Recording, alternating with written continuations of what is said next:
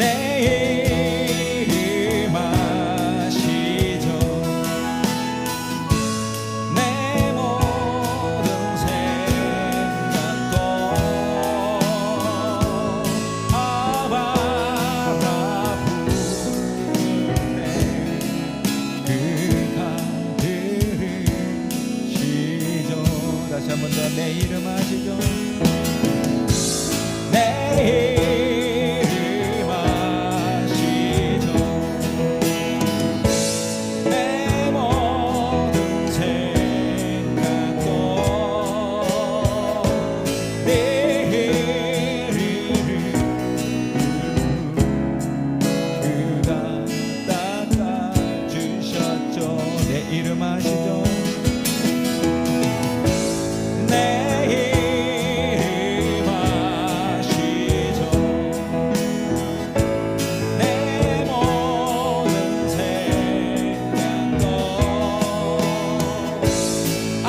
아바라 부를 때 그가 들으시죠.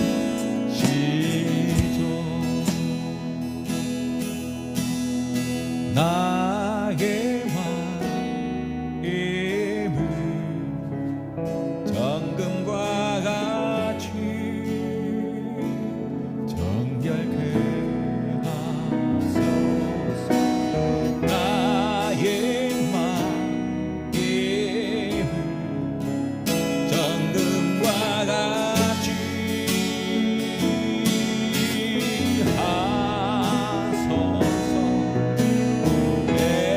내 영혼에 한 소망 있으니 주님과 같이 거룩하게 하소서. 나의 삶을 대리니 거룩하게 하소서.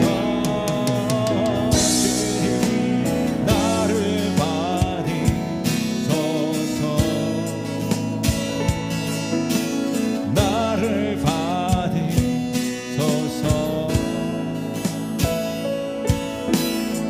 나의 마음을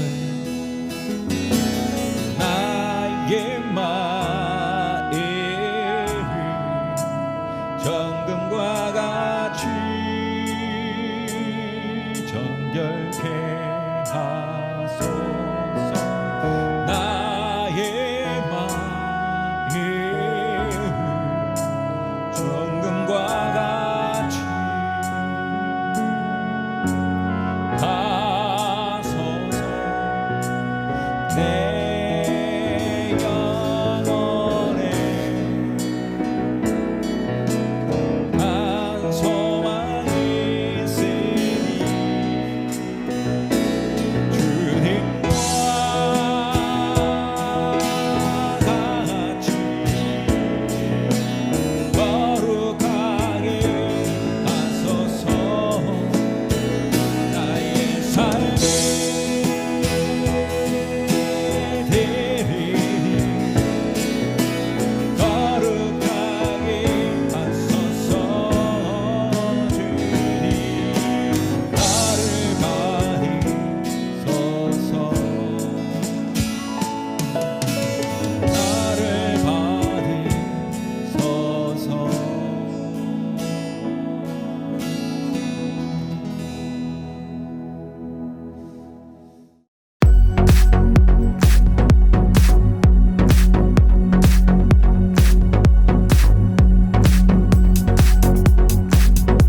부흥회나 수련회, 기도회 등 은혜의 자리에서 돌아오면 세상에 못할 것 없을 것만 같은 마음이 들 때가 있습니다.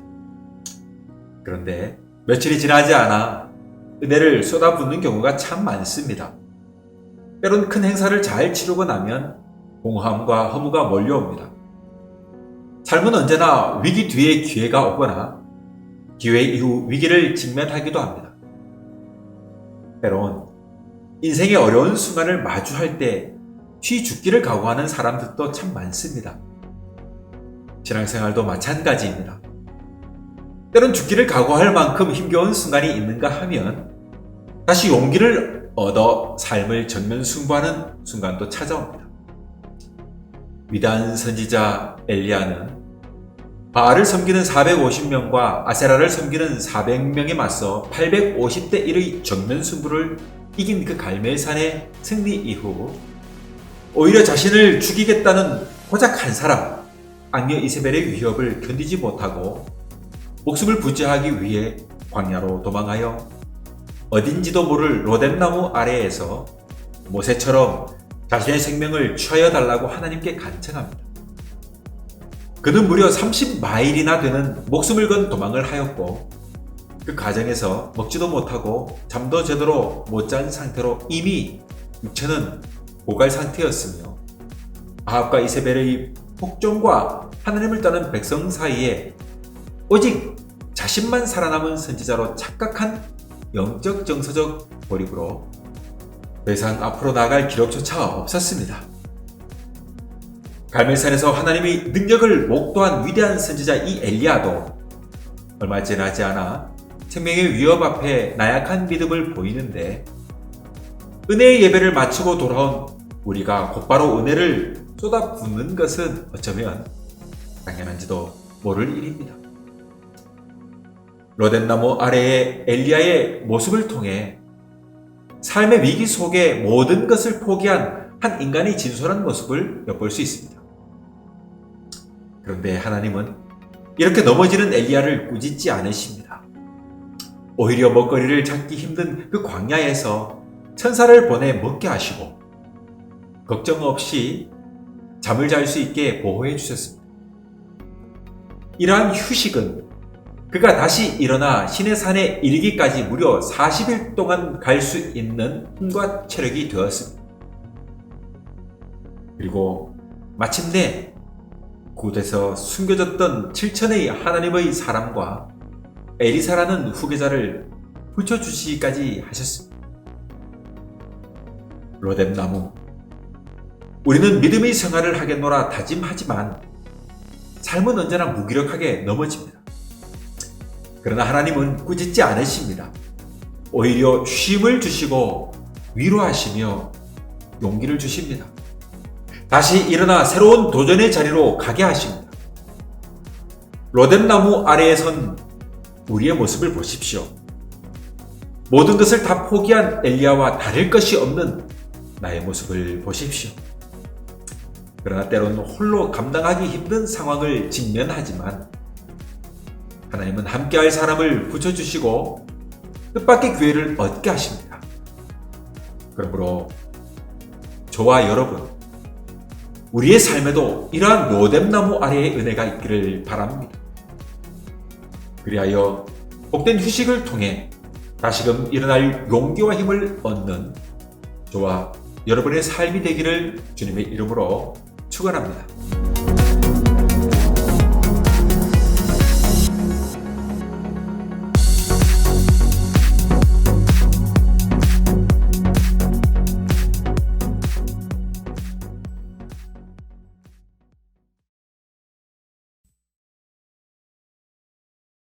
함께 나눌 하나님 말씀은 열왕기상 19장 1절로 18절까지 말씀입니다. 아합 왕은 이세벨에게 가서 엘리야가 한 일을 다 들려주었습니다. 엘리야가 모든 예언자들을 칼로 죽인 일도 말해주었습니다. 그러나 이세벨이 엘리야에게 사자를 보내서 말했습니다. 내일 이맘때까지 너를 죽이고 말겠다. 네가 그 예언자들을 죽였듯이 나도 너를 죽이겠다. 내가 너를 죽이지 못한다면 신들이 나에게 무서운 벌을 내려도 좋다. 엘리야는 이 말을 듣고 무서워서 도망쳤습니다. 엘리야는 자기 종을 데리고 갔는데 유다 땅 브엘세바에 이르렀을 때에 그 종을 거기에 남겨두었습니다. 엘리야는 하루 종일 광야로 걸어 들어갔습니다. 그러다가 한 로뎀나무 밑에 앉아서 하나님께 죽여달라고 기도했습니다. 여호와여, 이제는 다 되었습니다. 내 목숨을 거두어 가십시오. 나는 내 조상들보다 나을 것이 없습니다. 그리고 엘리야는 로뎀나무 밑에 누워 잠을 들었습니다. 그때 한 천사가 와서 엘리야에게 깨우며 말했습니다. 일어나 먹어라. 엘리야가 보니 뜨거운 돌 위에 놓인 구운 과자 하나와 물 한 병이 그의 머리맡에 있었습니다. 그는 먹고 마신 다음에 다시 자리에 누웠습니다. 여호와의 천사가 그에게 두 번째로 나타났습니다. 천사가 그를 깨우며 말했습니다. 일어나 먹어라. 아직도 갈 길이 멀다. 그래서 엘리야는 자리에서 일어나 먹고 마셨습니다. 그 음식을 먹고 힘을 얻어 엘리야는 40일 동안 밤낮으로 걸어서 하나님의 산인 시내산으로 갔습니다. 시내산에 도착한 엘리야는 한 동굴 속에 들어가 밤을 지냈습니다. 여호와께서 그에게 말씀하셨습니다. 엘리야야, 어찌하여 여기 있느냐? 엘리야가 대답했습니다. 만군의 하나님 여호와여, 저는 언제나 제 힘을 다해 주님을 섬겼습니다. 그러나 이스라엘 백성은 주님과 맺은 언약을 어겼습니다. 그들은 주님의 제단을 부수고 주님의 예언자들을 칼로 죽였습니다. 살아남은 예언자는 저밖에 없습니다. 그런데 지금 그들은 저까지 죽이려 합니다. 여호와께서 엘리야에게 말씀하셨습니다. 가거라. 산 위에서 내 앞에 서 있어라. 내가 네 앞에로 지나가겠다. 그러더니 매우 센 바람이 불어와 여호와 앞에서 산을 가르고 큰 바위를 쪼갰습니다. 그러나 여호와께서는 그 바람 속에 계시지 않았습니다. 바람이 불고 난 뒤에 지진이 일어났습니다. 그러나 그 지진 속에도 여호와께서는 계시지 않았습니다. 지진이 일어난 뒤에 또 불이 났지만 그 불 속에도 여호와께서는 계시지 않으셨습니다. 불이 난 뒤에는 조용하고 부드러운 목소리가 들렸습니다. 엘리야는 그 소리를 듣고 겉옷으로 얼굴을 가렸습니다. 그리고 밖으로 나가서 동굴 입구에 섰습니다. 그때 어떤 소리가 들려왔습니다. 엘리야야, 어찌하여 여기에 있느냐? 엘리야가 대답했습니다. 만군의 하나님 여호와여, 저는 언제나 제 힘을 다해 주님을 섬겼습니다. 그러나 이스라엘 백성은 주님과 맺은 언약을 어겼습니다. 그들은 주님의 제단을 부수고 주님의 예언자들을 칼로 죽였습니다. 살아남은 예언자는 저밖에 없습니다. 그런데 지금 그들은 저까지 죽이려 합니다. 여호와께서는 엘리야에게 말씀하셨습니다. 네가 왔던 광야길로 돌아가 다마스커스로 가거라. 그 성에 들어가서 하사엘에게 기름을 부어 아람 왕으로 세워라. 그런 다음에 님시의 아들 예후에게 기름을 부어 이스라엘 왕으로 세워라. 그리고 아벨 무홀라 사람 사밧의 아들 엘리사에게 기름을 부어라. 그는 너의 뒤를 이을 예언자가 될 것이다. 하사엘의 칼을 피하여 도망치는 사람은 예후가 죽일 것이고 예후의 칼을 피해 도망치는 사람은 엘리사가 죽일 것이다. 또한 내가 이스라엘에 7,000명을 남겨두었는데 그들은 한 번도 바알에게 절한 적이 없고 바알의 우상에게 입을 맞춘 적이 없는 사람들이다. 아멘.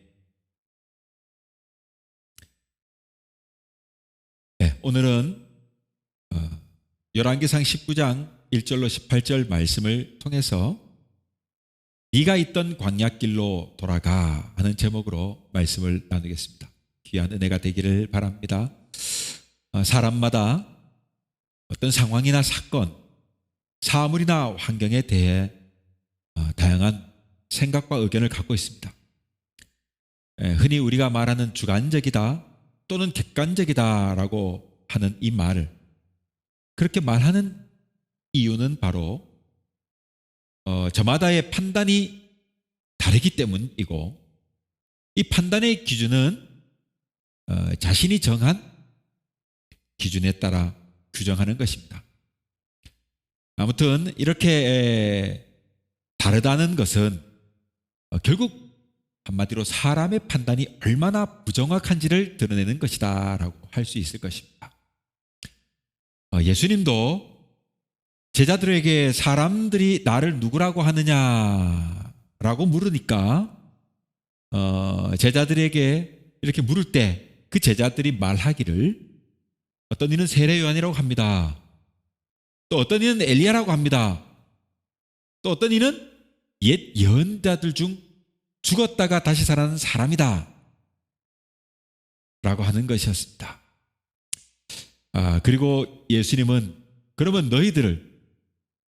제자들에게 너희들은 내가 누구라고 생각하느냐라고 물었더니 우리가 그때 그 베드로 알지 않습니까? 정확하게 베드로가 말하지 않습니까? 주는 그리스도시요 살아계신 하나님의 아들이시니이다. 이처럼 여러분 예수님 당시의 사람들도 예수님에 대해 여러 가지로 말하고 평가했던 것이다 라고 할 수 있습니다. 그러니 엘리야라고 말하기도 하고 여러 선지자들 중에 죽었다가 다시 살아난 자라고 말하기도 하는 다양한 평가가 있었던 것입니다. 오병이어 같은 놀라운 기적을 수없이 일으키고 또 많은 표적을 그들의 눈앞에서 직접 주님께서는 보여주셨는데도 뭐 세례 요한이니 뭐 엘리야니 혹은 예언자니 하며 예수님이 공생애의 현장과 상황을 목격하면서도 보고 느끼는 것은 이와 같이 서로 달랐다 이 말입니다.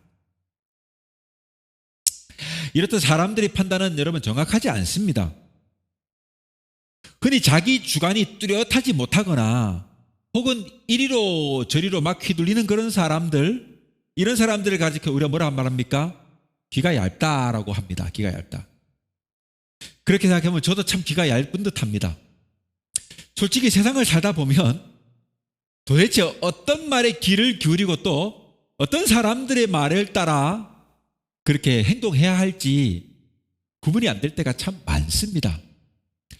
그런데 결국 사람들은 주변 사람들의 말에 따라 그 마음과 행동이 영향을 받고 때로는 괴로워하기도 하고 좌절하며 혹은 기뻐하기도 합니다. 그리고 또 즐거워하기도 해요. 우리가 그리스도인이라고 하는 사람들이지 않습니까? 신앙인, 즉 그리스도인들도 잘 보면 이 세상을 주관하시는 하나님, 이 세상을 심판하시고 역사하시는 하나님,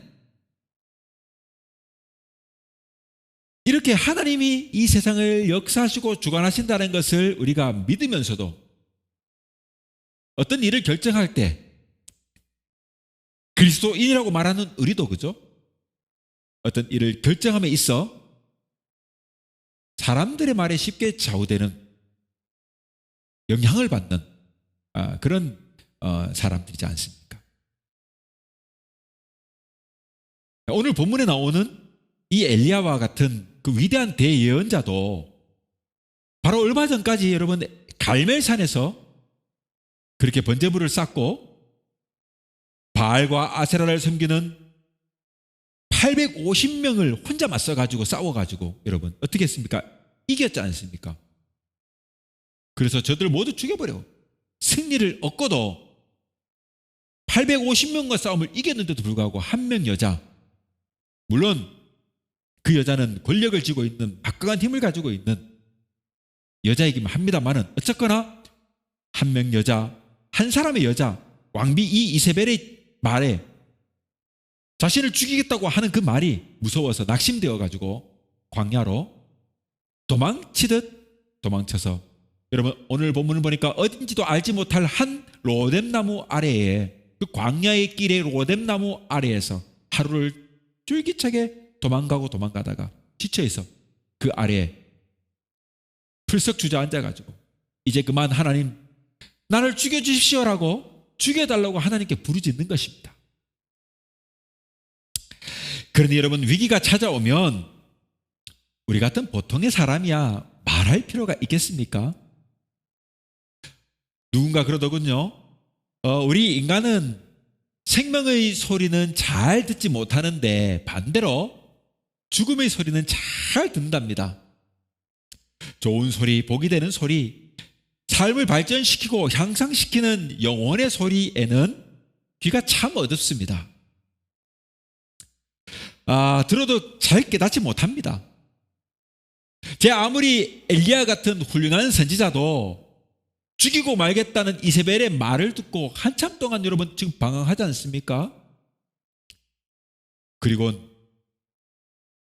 오늘 본문에 보니까 네가 있던 광야길로 다시 돌아가라는 하나님의 음성을 들을 때 비로소 자신의 본분이 무엇이며 누가 그의 생명을 지키는 분이신지를 깨닫게 된 거예요.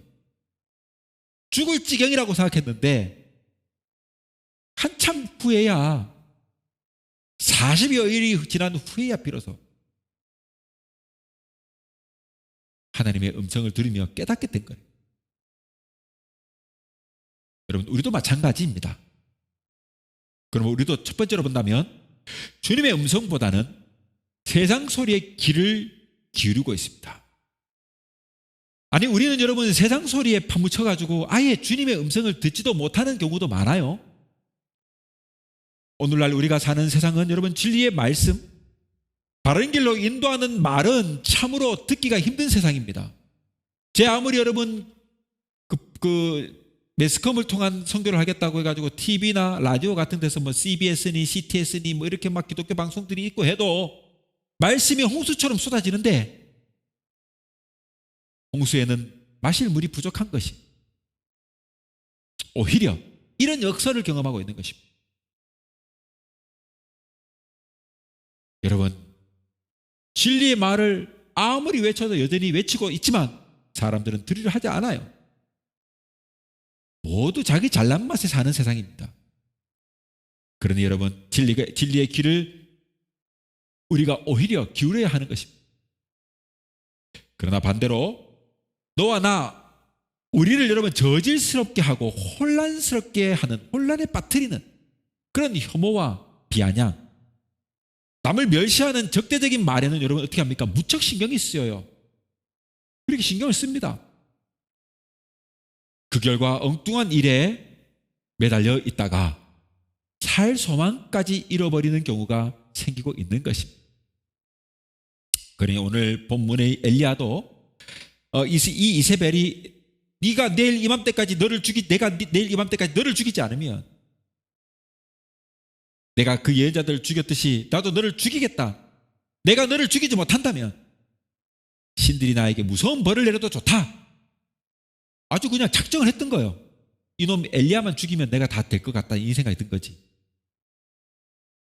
자기가 수종 부리듯이 부렸던 바알과 아세라를 섬기는 그런 제사장들을 다 죽여버렸거든. 이세벨이 이제 작정하고 들어온 겁니다. 이렇게 하니까 두려워가지고 이 최후 통첩을 받는 순간 두려워가지고 목숨을 건지려고 급히 엘리야가 도망했던 것입니다. 이 엘리야는 광야로 며칠간을 부지런히 도망갔죠. 그리 도망가는 자신의 신세가 얼마나 처량하고 불쌍했겠습니까? 차라리 죽었으면 좋겠다는 그런 생각 여러분 들지 않겠어요? 어차피 여기 있으나 죽을 거, 광야에서도 굶어 죽을 거, 어차피 죽을 거 막 확 죽어버리자마. 여러분 인생이 이렇게 극에 치달은 경험을 해본 적이 있습니까? 삶이 무기력해지고 막 확 죽어버리자. 오늘 여러분 자살률이 얼마나 높습니까? 이와 같이 극한의 상황이 치달을 때 사람이 어디를 살펴봐도 앞뒤 좌우로 우겨쌈을 당할 때 여러분 무너지고 넘어지는 그런 사람들이 얼마나 많습니까? 여러분 이 엘리야도 그런 겁니다. 내가 어쩌다 이렇게 되었나? 왜 내가 이런 고통을 당해야 하나?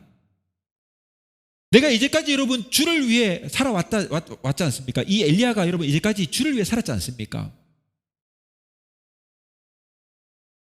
그런데 어째서 이런 시달림을 받습니까? 그게 엘리야 입장에 대해서 정말 황당한 거예요. 뭔가 기적을 행했으면 이제 백성들도 돌아오고 막 해야 되는데 이세벨이 막 이렇게 하는데 어느 누구도 자기를 보여줄 수 있는 게 없는 거야. 지금 그는 스스로 죽기를 자청했던 것이에요. 여러분, 우리가 살다 보면 일을 잘 해놓고도 오히려 칭찬을 못 받고 흉을 받는 경우가 많아요. 그죠? 이런 상황을 겪을 때가 있어요. 참 잘했는데 칭찬은 못 듣고 흉만 들어. 또 그러다 보면 엘리야처럼 이런 생각을 할 때가 있어요. 잠언 12장 18절에 보면 되는 대로 하는 말은 비수처럼 찌르지만 지혜로운 자의 혀는 상한 마음을 고쳐준다 했거든. 여러분, 사람들이 막 말할 때 상대방을 생각하지도 않고 막 되는 대로 막 입에서 나온 대로 막 혐오스러운 말을 막 내뱉어 보세요. 그것은 그 사람에게 비수처럼 자기 가슴에 꽂히는 거예요. 그러니 여러분, 말 한마디로 청양빛을 갖기도 하는 거예요. 우리가 만나는 주변의 사람들에게 그러므로 복된 말을 해야 돼요. 남을 넘어뜨리거나 남을 무너뜨리게 하는 말을 하면 안 돼요. 여러분, 오늘 우리는요, 남의 아픈 마음을 낫게 하는 말보다가 남의 마음을 더 아프게 하는 말을 하기를 얼마나 좋아합니까? 마귀는 믿는 자를 넘어뜨리려고 악한 말을 퍼뜨려요. 그러니 우리는 그런 말에 넘어가면 안 돼요. 들어서 나쁜 말은 아예 귀를 기울이지 말아야 합니다. 그리고 남들에게 전해서 유익한 말은 옮기지 않아도 여러분, 옮기지 않도록 힘써야 합니다. 유익하지 않은 말은 옮기지 않도록 힘써야 돼요. 그러므로 우리가 하는 모든 언행은 사람을 살리는 것이 되어야지 사람을 죽이는 것이 되어서는 안 됩니다. 우리도 여러분 광야로 이 도망친 엘리야처럼 이 세상 소리 듣기 싫다며 어디론가 저 외딴 섬이라도 들어가서 아무도 없는 곳에 그냥 살았으면 좋겠다 하는 생각할 때가 있어요. 저도 그렇거든요.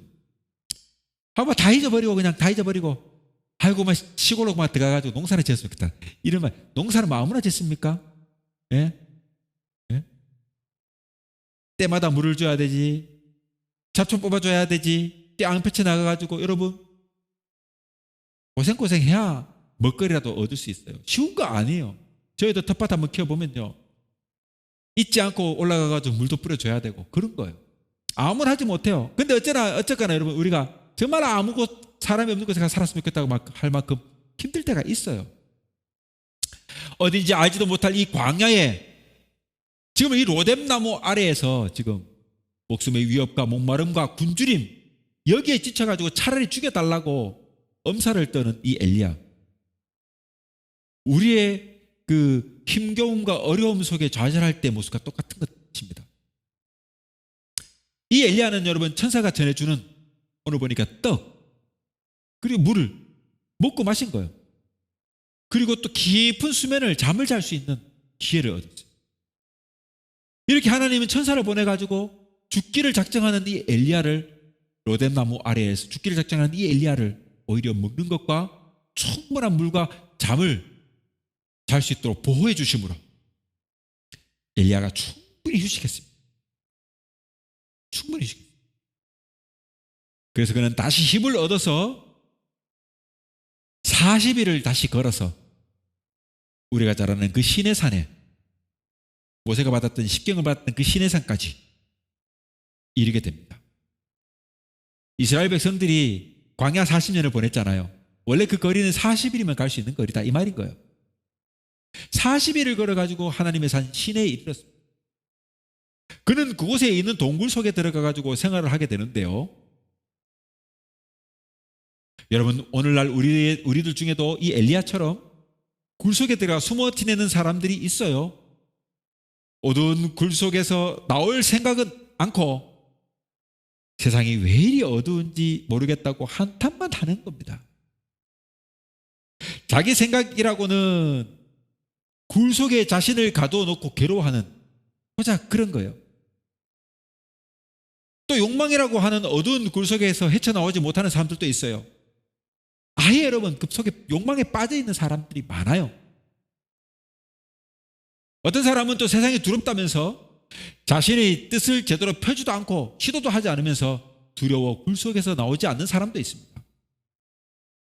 모든 사람에게는요 자기만의 굴이 있다 이 말이에요.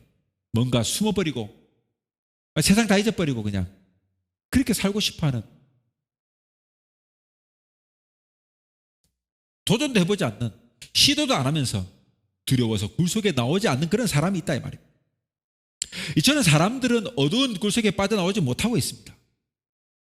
예수님은 누가복음 9장 21절과 23절에서 보면 예수님께서는 자신이 십자가에 달려 죽을 것이다라고 말하면서, 그리고 사흘 뒤에 내가 다시 살아날 것이라는 것을 밝히면서 하신 말씀, 누구든지 나를 따라오려거든 자기를 부인하고 매일 자기 십자가를 지고 나를 따르라 라고 했습니다. 하나님께서도 여러분 엘리야에게 굴 속에서 나오도록 말씀하신 다음에 둘째로 보면 다시 광야길로 네가 왔던 그곳으로 달려 돌아가라고 지시하십니다. 두 번째 넘겨주세요. 한마디로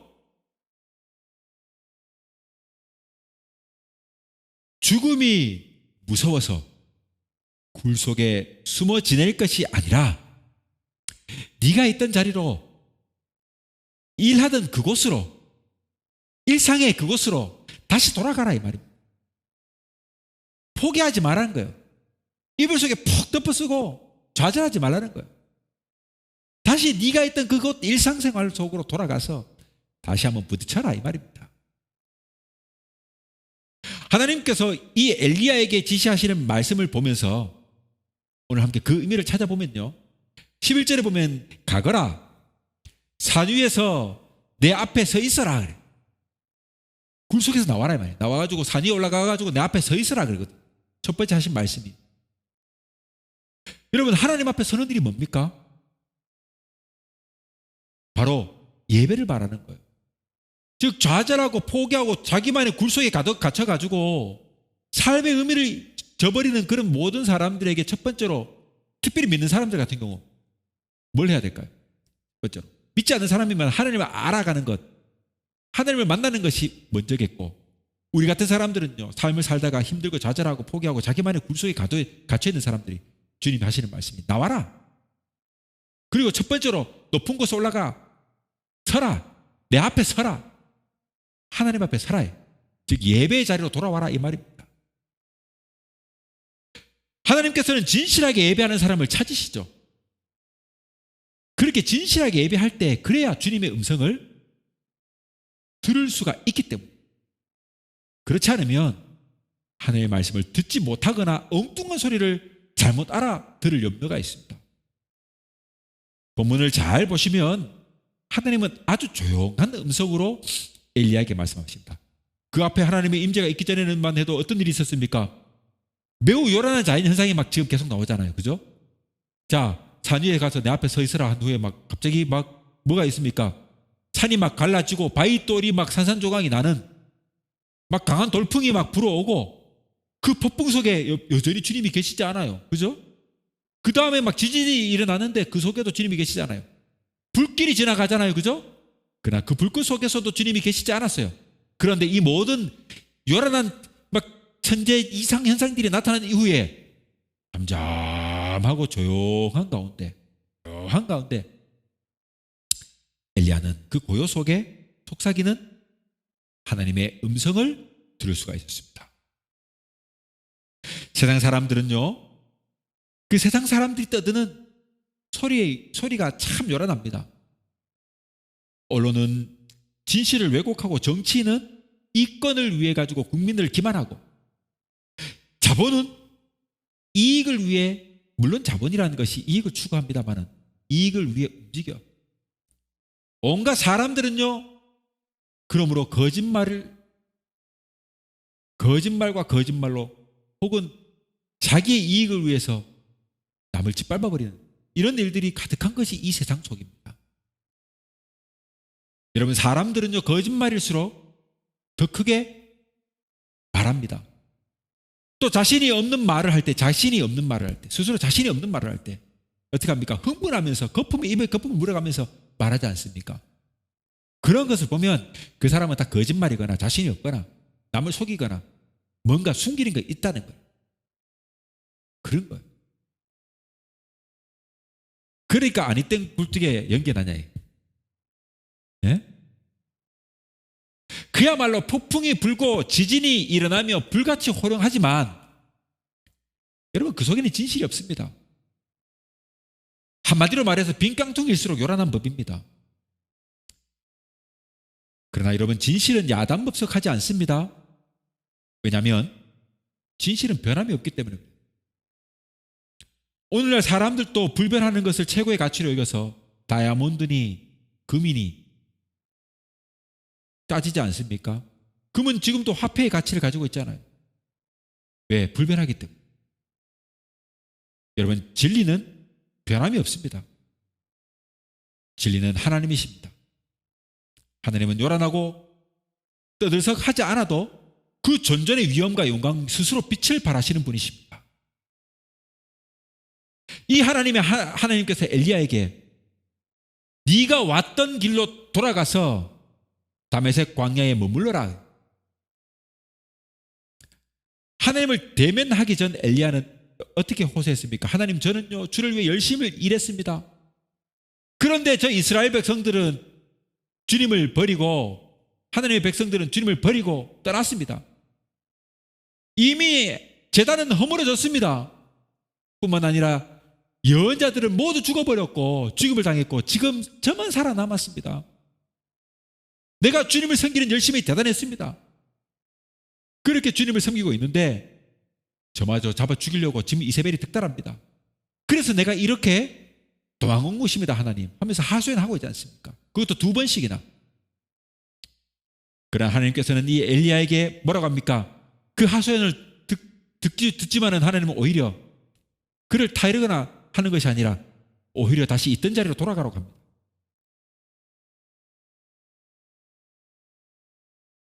여러분, 이렇게 돌아가는 것은 뭡니까? 욕망과 편안함을 버리라는 것입니다. 지금 이 광야길 넘어와서 다시 저기 안 가면 편해요. 죽음의 위협으로부터도 안전하고 그냥 이렇게 광야에서 저기 시내산에서 살아도 되고 동굴에서 그냥 같이 숨어서 살아도 되고 편해요. 그러나 다시 돌아가라고 하는 것입니다. 네가 있던 삶의 현장으로 돌아가라고 하는 것입니다. 욕망과 편안함을 버리고 한마디로 말하면 십자가를 지고 주를 따르라는 것입니다. 그리고 하나님의 자녀답게 살아가라는 것입니다. 여러분, 이렇게 사는 길은 쉬운 길이 아닙니다. 다시금 죽음의 위협이 있고 그들과 맞서 싸워야 해요. 여러분, 주님을 따르는 길, 십자가의 길은요, 명예를 드높이고 자존심을 살릴 수 있는 그런 길이 아니잖아요. 주를 위해서 고난을 당할 수밖에 없는 길이에요. 한마디로 하나님의 자녀답게 사는 길은 정녕 내가 죽고 하나님이 사는 길이잖아요. 이렇게 주님을 따라 사는 자에게 아침엔 부활의 약속이 있는 것입니다.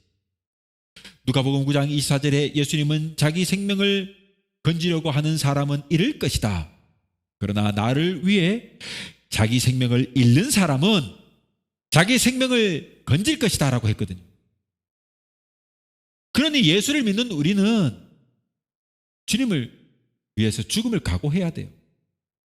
세 번째로 본다면 예수 안에 하나님의 자녀다운 삶을 살도록 그러므로 해야 한다 이 말이에요. 영국 시인인 로버트 브라우닝이라는 사람은 말하기를 죽을 때까지는 삶이 무엇인지 알지 못한다 그랬어요. 죽을 때까지는 그게 인생이다 생각했다. 그러나 우리 예수 믿는 사람들은요, 무엇이 진정한 삶인지 알아요. 그리고 어떻게 해야 영원한 삶을 살 수 있는지도 알고 있잖아요. 진리를 따르는 것이 참다운 삶이며 진리를 따라 살게 될 때 영원한 삶이 주어진다는 것을 예수 믿는 여러분, 저와 여러분, 우리는 기본적으로 잘 알고 있지 않습니까? 그렇기 때문에 진리 대신 주님의 말씀에 귀를 기울여야 합니다. 세상을 살다 보면 이런 말을 듣게 됩니다. 또 이런저런 말을 듣게 됩니다. 여러 말 중에 잘 보면 처음에는 좋은 소리 같지만 나중에 나에게 큰 손해를 입히는 말이 있기도 해요. 그러니 여러 말 중에 모두에게 여러분 유익이 되는 말만 골라서 마음에 담아야 해요. 여러분, 나만 잘 되라고 하는 소리 있잖아요. 그런 소리는 듣기 좋아요. 그런데 여러분, 세상의 인간관계는 서로 얽히고 설키고 연결되어 있습니다. 아주 복잡하게 연결되어 있어요. 결국 내가 잘 되는, 나만 잘 되게 되면 누군가는 나 때문에 피해를 보게 돼 있어요. 그렇게 되는 것입니다. 그게 세상 만사의 이치예요. 그러니 이렇게 연결되어 있는 그 연결고리 때문에 마침내 나비 효과처럼 나에게 피해로 돌아오기도 하고 유익으로 돌아올 수도 있어요. 그러니 무언가를 결정할 땐 반드시 나뿐만 아니라 모두에게 유익되는 쪽으로 결정을 해야 돼요. 결정을 해야 돼요. 특별히 교회의 결정도 그래요. 성도 한 사람 한 사람을 다 생각해서 결정을 해야 되는데 무언가를 결정하게 되면 한두 사람은 상처를 받게 되거든. 그래서 참 어려운 겁니다. 그러나 그 무엇보다가도 하나님의 자녀답게 살려는 노력이 있어야 진리의 말씀인 들을 수가 있는 것입니다. 요한복음 3장 21절에 진리를 행하는 사람은 그가 행한 모든 일들이 하나님을 통하여 행한 것이라는 사실을 나타내기 위해 빛을 향해 나아온다 그랬습니다. 그렇습니다. 진리를 따라 살려고 하는 사람은 빛이 있는 곳으로 나아가지 어둠이 깃든 동굴 속으로 들어가지 않아요. 자기 생각에 얽매여 어둠 속에만 헤매지 않아요. 더욱 밝은 빛이 있는 진리의 세계로 날마다 더 가까이 나가게 돼 있습니다. 하지만 진리의 길에는 여러분 고난이 따르지 않습니까? 복음의 길에는 고난이 따라요. 엘리야가 이세벨이 두려워서 도망갔지만 그가 사환을 두고 홀로 광야로 걸어들어가 노렘나무 아래에 머무르며 했던 기도, 그 한 기도를 보면 엘리야가 여러분 먼저 죽고자 합니다. 그죠? 누가 오늘 우리를 괴롭히고 있느냐 잘 살펴봐야 돼요. 어느 누가 우리를 고난에 빠뜨리고 있는지. 여러분 주의 뜻대로 행하려고 하며 살려고 하다가 당하는 그 고난은요, 여러분 피할 필요가 없습니다. 그가 엘리야가 이세벨을 피한 것은 그러므로 잘못됐다는 그 말입니다. 주를 위하여 일을 하다가 당하는 어려움을 겪으면 그것은 피할 필요가 없어요. 그런데 엘리야는 그것이 두려워서 피했던 것입니다.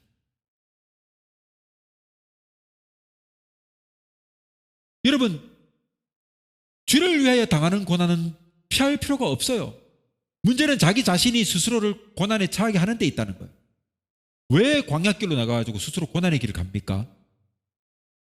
왜 힘들게 걸어가지고 기진맥진해서 배가 고파지고 목말라지고 그 고난의 길을 자처합니까? 여러분 이런 엘리야가 로뎀나무까지 향해 도망갔던 달아났던 그 고난은요 결코 바람직한 고난이 아니다 이 말이에요. 엘리야가 비록 주의 말씀을 전하다가 이세벨에게 죽임을 당한다 할지라도 그 죽음의 고난을 결코 헛된 것이 아닌 거예요. 하나님께서도 그를 살려주시고 영화롭게 할 것이기 때문에 걱정할 필요가 없어요. 그죠? 그러나 굴 속에 숨어 지내다가 죽어지면은 그 죽음은 비참한 고난에 속하는 것이다 할 수 있습니다. 아름답지 못한 삶으로 끝맺게 되는 것입니다. 사랑하는 성도 여러분, 우리는 어떤 삶을 살기를 원하십니까? 정확하지 못한 세상 사람들의 말을 귀담아 듣지 말고 하나님의 말씀을 듣기를 사모하십시오. 비록 진리 따라 사는 길이 힘들지라도 영원한 복락이 약속된 길이기 때문에 우리는 그 길을 갈 수 있도록 날마다 애써야 합니다. 최선을 다해야 합니다. 자, 이제 말씀을 한번 맺어볼까 합니다. 우리에게 힘과 용기를 주는 이 하나님의 말씀은 우리를 진리의 길로 영원한 생명의 길로 인도하려는 하나님의 사랑과 목적이 있는 것입니다. 그러므로 우리는 말씀을 따라 살아야 합니다. 말씀을 삶의 지표로 삼아야 합니다. 저와 여러분, 그러므로 이제 우리는요 하나님의 말씀을 따라 세상에 살아야 합니다. 세상 사람들의 말에 막 휘둘려 가지고 이리로 저리로 막 좌충우돌하는 그런 삶이 아니라 하나님의 진리의 말씀을 듣고 행하며 사는 그런 사람들이 돼야 돼요. 여러분, 이렇게 스스로 지쳐버려 가지고 낭망하게 되면, 그리고 하나님께 매달리면 오직 나만 살아남았다고 생각했던 이 엘리야에게 무려 7,000명의 숨겨진 하나님의 사람이 있다는 것을 알려 주셨어요. 그리고 그에게 엘리사라고 하는 후계자를 세워줌으로 함께 동역하며 위기를 극복하게 하십니다. 그리고 새로운 왕을 세워서 서로 견제할 수 있는 구도를 만들어 주심으로 다시금 복음을 전하는 사람으로 설 수 있는 위치로 이르게 하시는 것입니다. 마찬가지입니다. 우리가 하나님의 말씀을 듣고 이리로 저리로 휘둘리지 않고 오직 진리 앞에 온전하게 서게 되면, 그렇게 행하게 되면 하나님은 우리 삶을 더욱 복되게 하실 것입니다. 바라기는 저와 여러분, 우리 모두가 이런 복된 삶을 사는 모두가 될 수 있기를 주님의 이름으로 축원합니다.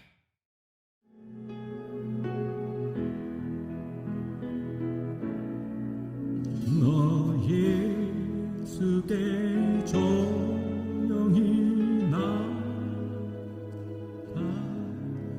내 모든 짐 내려놓고 주 십자가 사랑을 믿어 죄 사함을 너 받으라. 주 예수께 조용히 나가 내 마음을 쏟아놓아 때는 미리 보시는 주 그 은혜를 베푸시 주 예수의 은혜를 입어 내 슬픔이 없어지리. 내 이웃을 늘 사랑하여 너 받은 것 거저주라. 내 예수께 조용히 나가 내 마음을 쏟아놓아 때는 미래 보시는 주